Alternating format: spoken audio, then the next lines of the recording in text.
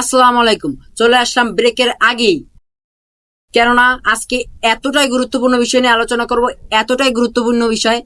তো বন্ধুরা, আজকে অনুষ্ঠানের নাম হচ্ছে আপনাদের মক্কেল, সাথে আছে বিটকেল। আজ পর্যন্ত আমরা বাংলাদেশে অনেক ধরনের চুরি কথা শুনে আসছি, যে পাশের বাসায় বাথরুমের ছাদে টিন চুরি, কারো জুতা চুরি, কারো হাঁস চুরি, কারো মুরগি চুরি। কিন্তু এবার বাংলাদেশে ঘটে গেল এক অভিনব চুরি এবং অভিনব কায়দায় চুরি। এই অভিনব চুরিটি হয়েছে হাওড়ের এলেক সবুজের বাড়ি থেকে। এলেক সবুজের বাড়ি থেকে চুরি হয়ে গেল তার পরনে থাকা গামছাটি। তো বন্ধুরা, এখানে সবচেয়ে গুরুত্বপূর্ণ যে বিষয়টি উঠে এসেছে, সে বিষয়টি হলো, যখন চোর এলেক সবুজের গামছাটি চুরি করে, তখন এলেক সবুজ নিজেই ওই গামছাটি পরা ছিল। তো বন্ধুরা, আপনারা বুঝতেই পারছেন তখন এলেক সবুজের কি অবস্থা হয়েছিল। পাড়ার সবাই এক হয়ে যায়, কিন্তু চোরটিকে কেউ ধরতে যায়নি। সবাই তাদের হাসি থামাতে ব্যস্ত ছিল। কিন্তু কেন? নিঃসন্দেহে তুই ঠিক কথা বলেছিস। তারপর থেকে হাওড়ের খুবই সমসমে অবস্থা, কেউই বাসা থেকে বের হচ্ছে না এবং কেউ রাতে ঘুমাতে চাইতেছে না। সবাই ভাবতেছে, সবার মনে একটা ভয় জেগে গেছে, যদি আমারও যদি লুঙ্গি অথবা গামছা যদি চুরি হয়ে যায়। তাই বর্তমানে হাওড়ে খুবই ছমছম অবস্থা বিরাজ করছে। তো বন্ধুরা, আপনারাও সেটা অনুভব করতেছেন।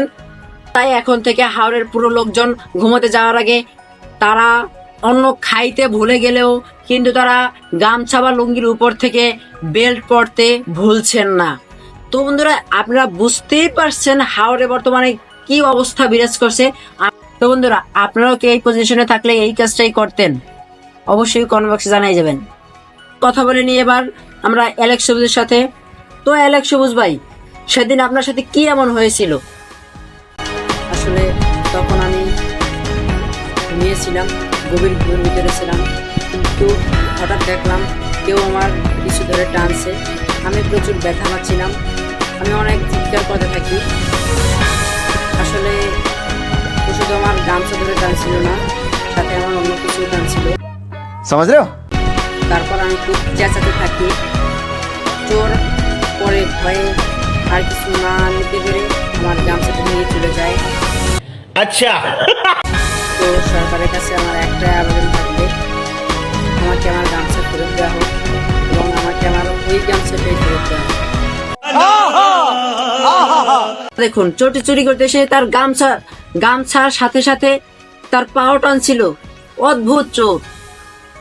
ব্রেকিং নিউজ, পুলিশ অনেক তদন্ত করে চোরকে ধরতে পেরেছে এবং চোরের সাথে জিজ্ঞাসাবাদের পরে জানা গেছে যে চোর একজন ছিল না, চোর ছিল দুইজন এবং চোরের সাথে ছিল তার পিসতো ভাই। কিন্তু এখানে প্রবাদটি চেঞ্জ হয়ে গেছে। আমরা জানতাম চোরে চোরে মাসতুতো ভাই, কিন্তু এবার হয়ে গেল চোরে চোরে পিসতুতো ভাই। ব্রেকিং নিউজ, আমরা জানতে পেরেছি চোর মূলত মোবাইল চুরি করতে গেছিল, কিন্তু ভুলবশত চোর মোবাইল পেয়ে তার অন্য কিছু ধরে ফেলে। ये सब क्या देखना पड़ रहा है? এলেক সবুজ ভাই চোরের কাছে এমনটা দাবি করছে যে তাকে তার গামছাটি ফেরত দেওয়া হোক এবং ওই গামছাটি ফেরত দেওয়া হোক। এমনটা হতে যাচ্ছে যে ও মূলত বলতে চাইছে যে চোর হলে বাবু মেরা গামছা মিলা দো,